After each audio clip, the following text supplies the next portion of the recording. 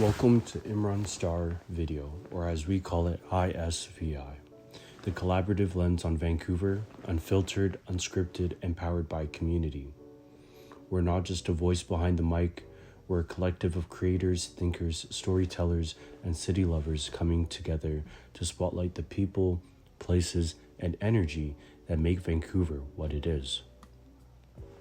From coast mountain skylines to neon-lit backstreets, we're covering everything from downtown buzz to the untold stories shaping our scene. You'll find us exclusively on YouTube, no algorithms, no filters, just real talk. For behind the scenes, updates, and chaotic brilliance in real time, follow us on TikTok and Instagram.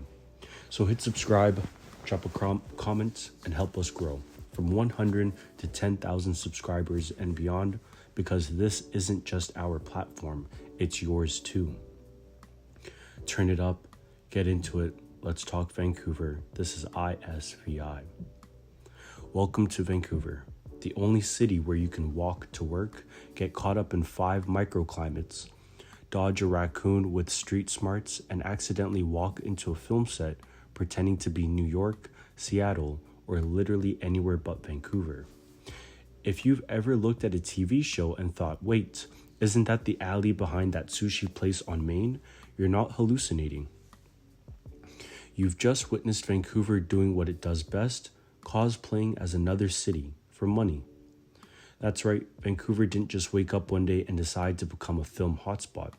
It slowly, sneakily, and somewhat accidentally became the shapeshifter of the entertainment industry, a place where fake snow is a business expense, closed roads are a weekly event, and seeing a vampire next to a Starbucks is just called Tuesday.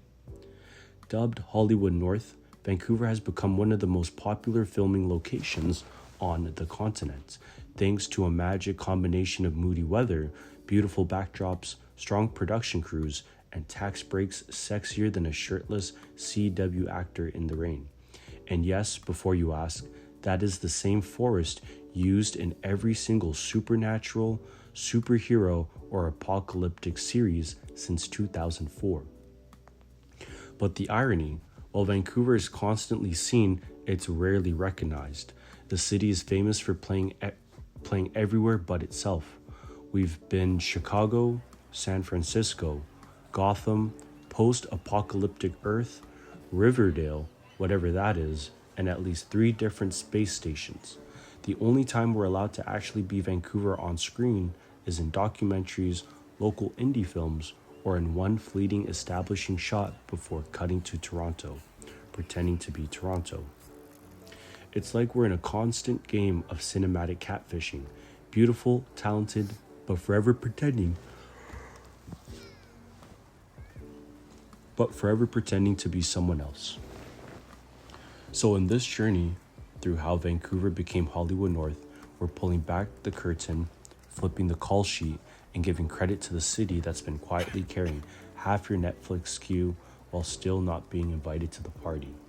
Because whether it's the X-Files, Deadpool, or that one scene in your favorite rom-com where you swore you recognized a bus stop, one thing's for sure, Vancouver is working overtime and honestly deserves an IMDb page of its own.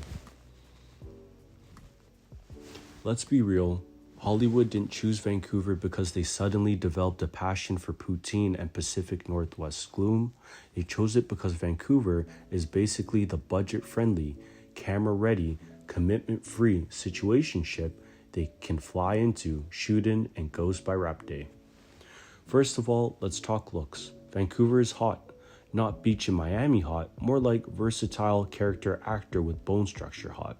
In a single 15-minute drive, you've got glassy downtown skylines, snow-capped mountains, leafy suburban streets, foggy forest straight out of a CW murder mystery, and moody ocean views where someone's always thinking about their childhood trauma. Basically, Vancouver can be anywhere and everywhere except herself. Kind of like that friend who changes their entire vibe depending on who they're dating. Then there's the weather, and while locals love to complain about the rain like it's a personality trait, Hollywood producers love it like it's a lighting assistant that works for free. Overcast skies mean consistent natural lighting, so camera crews don't have to chase the sun around like they're in an emotionally unstable indie film. For filmmakers, gray skies equals fewer headaches and more aesthetic brooding. It's no wonder Vancouver is the spiritual home of 2000s teen angst. But let's not pretend this is all about trees and lighting. No, Hollywood came for the tax breaks, and baby, they stayed for the savings. British Columbia's film tax credits are so generous, they practically come with a bow and handwritten thank you note. Producers get hefty rebates for shooting here, hiring local talent and pretending that Robson Street is in Chicago.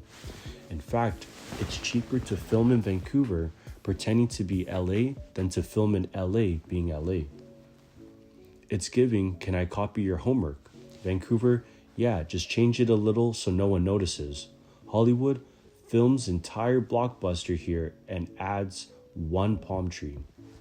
Another win, Vancouver's in the same time zone as Los Angeles, meaning executives can micromanage in real time without even adjusting their Google Calendar.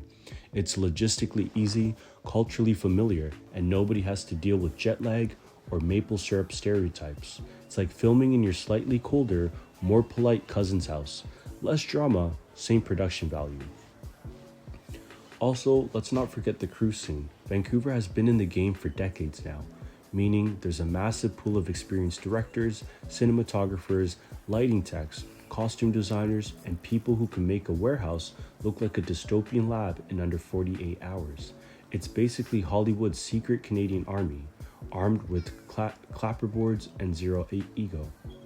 So yeah, Hollywood didn't just stumble upon Vancouver by accident. They did the math, clocked the vibes, and realized this city was a filmmaker's dream. Affordable, adaptable, and ready to work in all weather.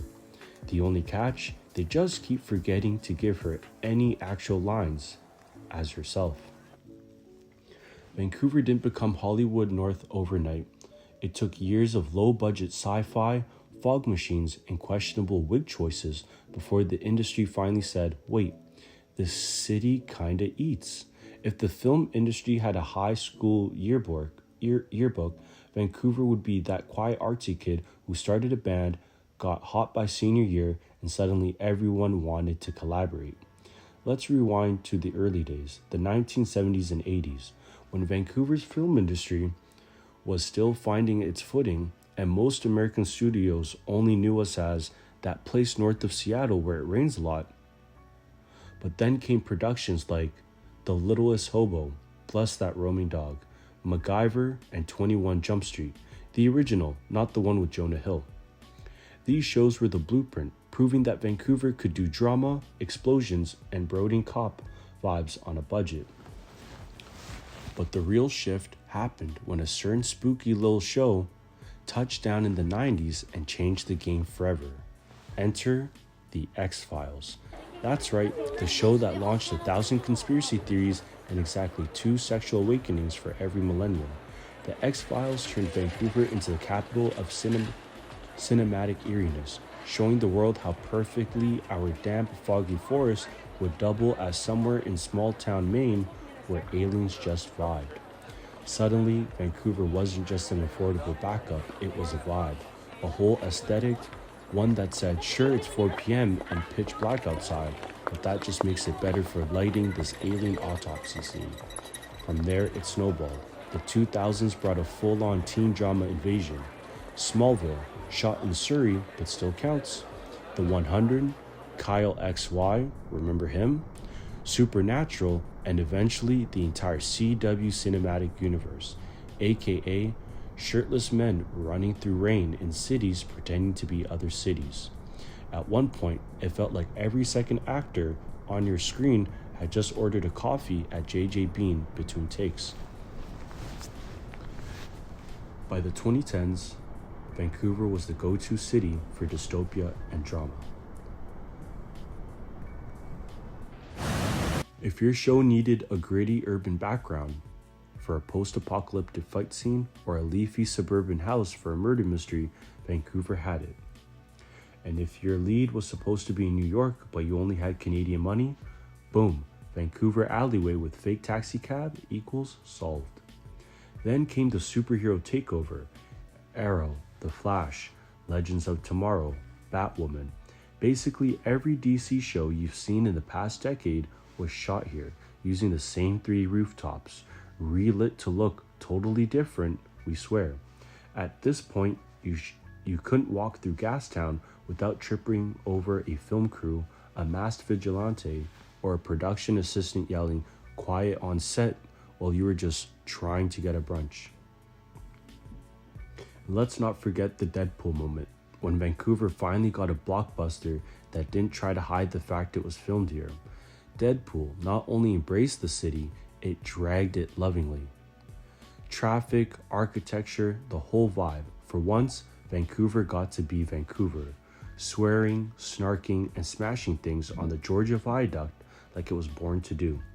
In short, Vancouver's glow up from scrappy sci-fi side hustle to full-blown Hollywood side piece was no accident.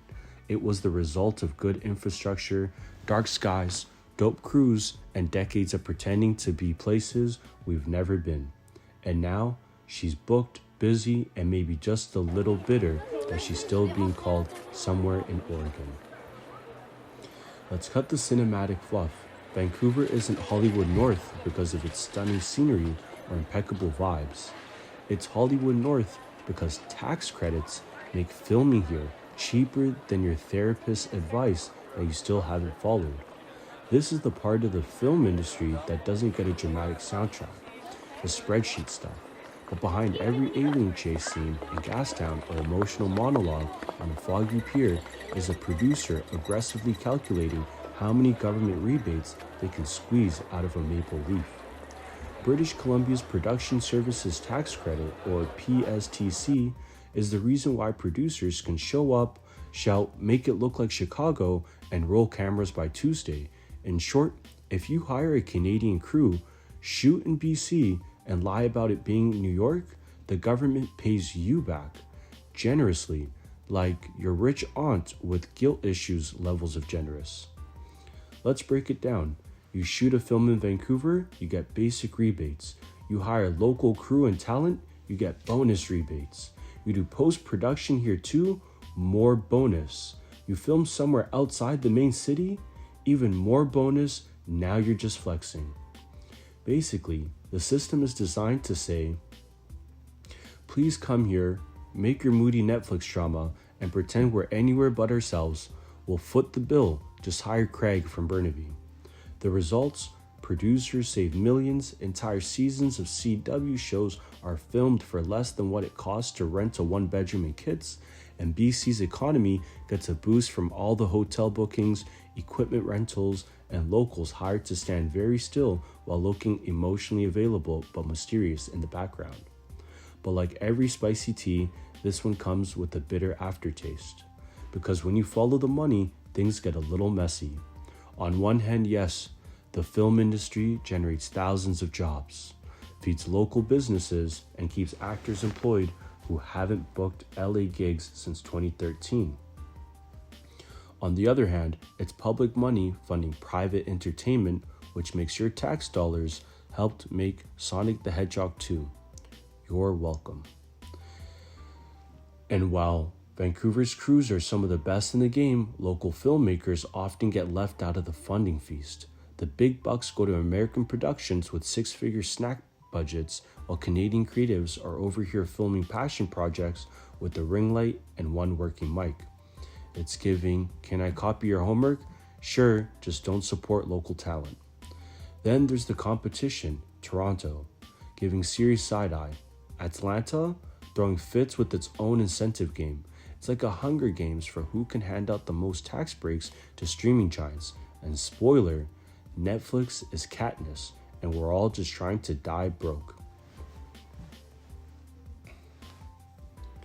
Still, it works. The tax credits are what keep the industry rolling and the film crews caffeinated. But it raises the question, how much are we willing to sell the city's soul for a few episodes of a show that's going to get canceled after one season anyway? Looking at you, every sci-fi show shot in Vancouver between 2015 and now. So the tea, Vancouver's thriving off tax credits like an influencer thrives off brand deals. And as long as the money keeps flowing, expect to see your neighborhood dressed up as Gotham while you wait 40 minutes for your bus because the street's been shut down for a spontaneous rain scene. So what actually happens when your city becomes Hollywood's favorite costume change? Well, you get jobs, you get clout, and you get woken up at 4 a.m. by a fog machine outside your apartment. That's the deal. Vancouver's film boom brought a lot of good and a whole lot of wait, why is my street closed again? Let's start with the fame and fortune part. The film industry has pumped billions into the BC economy, and we're not just talking popcorn money. We're talking thousands of jobs from actors and camera crews to set designers, makeup artists, lighting techs, location scouts, catering teams, and that one guy who gets paid to scream rolling while holding a walkie-talkie like it's a weapon. And yes, some of these jobs are legit career launching. Vancouver has quietly become home to one of the most skilled behind-the-scenes workforces in the world. Like Hollywood's ultra-competent younger sibling who don't need the spotlight but runs the whole damn show. The city's studio game is strong too. You've got Mammoth Studios, Bridge Studios, Martini Film Studios, and more. Each one sounding less like a film facility and more like a microbrewery. These are the places where full-blown cities are recreated indoors, where green screens stretch taller than your rent bill, and where Ryan Reynolds has probably sneezed at least once. But here's the thing, for all its economic perks, Vancouver's film industry also comes with a hefty side of chaos. For every job created, there's a resident trying to explain to their boss why they were late because a masked vigilante was fighting crime on their commute route. Living in Vancouver often means waking up to "Do Not Enter" filming, signs on your front porch, rerouted buses, and sidewalks overtaken by trailers full of extras in futuristic jumpsuits. And let's not forget the emotional toll of walking past a set where your city is once again playing generic US Metropolis number 6 while no one wants to make a movie actually set in Vancouver. We are typecast as the cinematic side piece, always working, never acknowledged. It's like being the hot friend in every sitcom who gets no plot lines and disappears after season 2. There's also the housing market ripple effect. When an industry with deep pockets rolls in, so do developers, rent hikes, and a sudden surge in creative loft spaces that are neither creative nor affordable. Whole neighborhoods have been reshaped to better suit production aesthetics, aka gentrified until you can't afford a coffee without budgeting first. And no, the show being filmed on your block won't lower your rent, but it will make it impossible to park near your own house for the next 6 days. And while production crews are racking up credits like Pokemon, local storytellers often get sidelined. Vancouverites trying to make indie films or tell actual stories about the city still struggle to get funding or distribution, because apparently it's easier to get $1 million to fake New York than $50K to tell a real Vancouver story. It's giving, we love your voice, just not here, not now, and not with our money. Still, for many creatives, the industry is a lifeline. It's how they pay rent, barely, hone their skills, and sneak moments of pride when they spot their name in the credits of that one show your mom watches. The industry creates real opportunities, but it also comes with burnout, underpaid contracts, and the daily existential dread of being a background character in your own city. So yes, Vancouver is rich in film work, bursting with talent and full of people who can rig a camera crane faster than you can make toast. But it's also full of locals asking, why do I know this street from 5 different Netflix shows and still can't afford to live near it? Fame and fortune, yes. Frustration, oh, absolutely. Let's address the neon-lit elephant in the room. Vancouver is constantly pretending to be someone else. In the world of film and TV, we're the cinematic catfish, always looking great, always camera ready, and almost never being honest about who we really are. You've seen us 100 times, but you've probably never seen us. If you've ever yelled, "Wait, isn't that the Burrard Bridge?" during an episode of a show supposedly set in Chicago, congrats, you spotted Vancouver in cosplay again. We've played New York, Seattle, San Francisco, generic small town America, Tokyo in the rain, at least 3 dystopian futures, and once even stood in for the moon. Yes, that happened. Basically, we've played everyone but ourselves, the Meryl Streep of city acting if Meryl never got credited. It's a strange gig. We're famous for being unrecognizable. Producers love us because we're cheap, good-looking, and don't talk back. The Canadian dream, really. But the trade-off is that we have a full-blown identity crisis. The only time a show actually admits it's set in Vancouver is when it's a Canadian documentary, a local indie film with a budget smaller than your Uber Eats bill, or Deadpool, who lovingly roasts the city between explosions. And it's not just the city, it's the culture. When was the last time you saw a mainstream show where someone actually said Vancouver out loud without whispering it like a dirty secret? This is a place with a deeply weird, fascinating, diverse identity, yet we keep playing Toronto's mysterious cousin or vaguely American Rain City, number 4. It's like being ghosted by your own screen presence. Let's be honest, Vancouver has range. We can go from moody supernatural forest to sleek corporate tower to apocalyptic wasteland faster than an influencer rebrands after a scandal. But at some point, it'd be nice to get a speaking role, you know? Like, "Hi, we're Vancouver. We exist. Please stop filming on our streets and calling it Detroit." We have our own stories, ones about immigration, indigenous sovereignty, housing crisis, tech startups, queer communities, art scenes, and yes, an unholy number of yoga studios. But these stories rarely make it to screen. Why? Because apparently it's easier to convince audiences that this is Manhattan than to convince studios we're worth showing up as ourselves.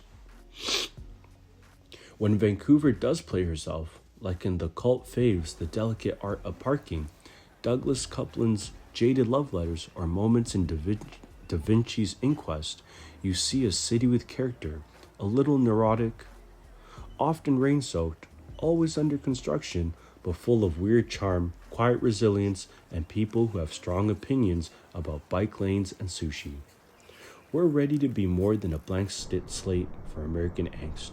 We're tired of watching our skyline in every CW drama while the plot pretends it's Boston. Let Vancouver be Vancouver, the city with a personality disorder because of the film industry, not in spite of it. Give us shows that are about this place, that sound like this place, that let us exist instead of being filtered through someone else's fantasy, because being everyone's cinematic side piece is exhausting, and frankly, we deserve a little main character energy.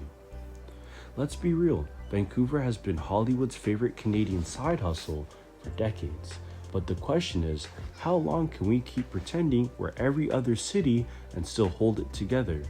We've been carrying CW superhero shows, straight to streaming thrillers, and emotionally ambiguous Apple TV dramas on our damp little blocks for years.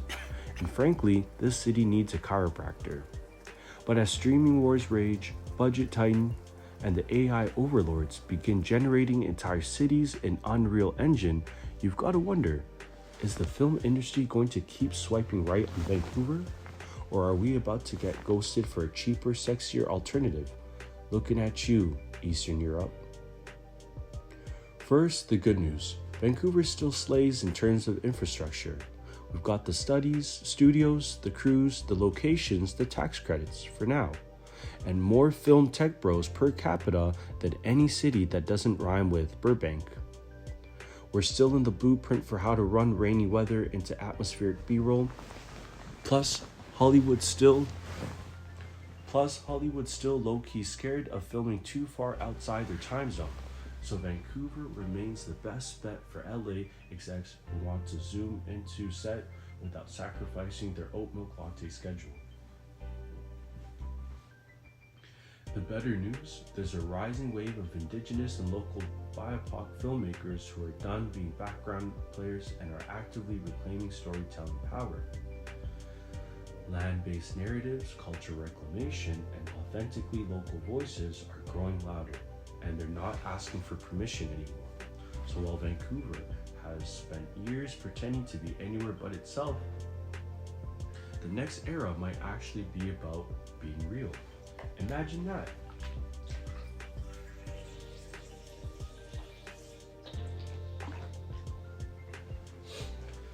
Now the chaos. Streaming platforms are panicking, budgets are shrinking, studios are emerging like it's a corporate version of Pokemon Evolution, and content demands is higher than your rent. At the same time, AI is barging into the industry like, "Hi bestie, I can make a cityscape in 3 seconds. Want me to deep fake the weather too?" The tech is here, it's terrifying, and if someone finds a way to make Vancouver digitally, some exec will do it and say, "This is so sustainable," while laying off 400 people. And let's talk burnout. Crews are overworked, schedules are brutal, and the pressure to keep churning out content is real. It's not just actors burning out, it's the gaffer, the script supervisor, and that poor production assistant who's been living on Red Bull and disrespect since season 3. As one local crew member recently said, probably, "I don't care if it's the Flash, I'm about to vanish." Also, if BC decides to mess with tax incentives, bye, the film industry will pack its ring lights and ghost us faster than a Toronto finance bro after brunch. That sweet tax credit life is the glue holding this long distance relationship together. Pull that and it's breakup season. But here's the plot twist. Vancouver has a chance to pivot, not away from filming, but toward ownership, toward supporting homegrown talent, toward letting Vancouver be the star, not just the stunt double. This city is packed with creators, actors, writers, directors, and cultural workers who know how to make something incredible with $5, a forest trail, and a dream. Give them the platform, the funding, and maybe, just maybe, some rent they can afford. Because if Vancouver's going to keep being Hollywood North, we shouldn't just rent the costume, we should own the damn stage. So here we are, after decades of shooting everything from post-apocalyptic YA love triangles to alien crime procedurals. Vancouver remains the girl in the group project doing all the work, while the name on the final slide is New York. She shows up on time, hits her marks, stays within budget, and still somehow doesn't get the credit. Classic oldest daughter energy in city form. We played Gotham, Seattle, Tokyo, Mars, and even fake Vancouver in movies pretending to be somewhere else entirely. And still, the only time we're allowed to be Vancouver is in a sad Canadian indie where someone walks into the ocean for metaphorical reasons. We are the cinematic equivalent of someone who looks stunning in every group photo but gets tagged as unknown. But the big picture, Vancouver is that girl. She's adaptable, camera ready, effortlessly moody, and able to cry on cue. Thanks, Rain.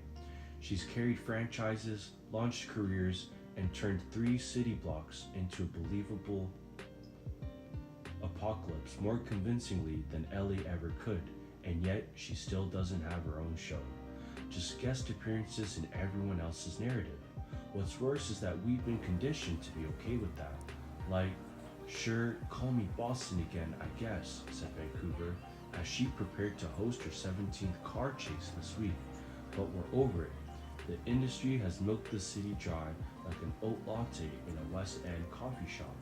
And now it's time to stop treating her like a backdrop and start treating her like a story. Because Vancouver is not just a scenic placeholder for American cities with commitment issues. She's a real one, with cultural contradictions, climate anxiety, gentrification drama, art scenes built in spite of funding cuts, and a population that somehow survives rent, raccoons, and relentless rain. She's been through it, and she's got tales to tell. So what's next? Ideally, films and shows that are unapologetically Vancouver, local directors, BIPOC storytellers, Indigenous creators, and weird art school grads who are sick of seeing their city rebranded with fake taxi cabs and bad New York accents. Vancouver isn't just where content gets made, it is content. Wild, rainy, beautiful, awkward, complicated content.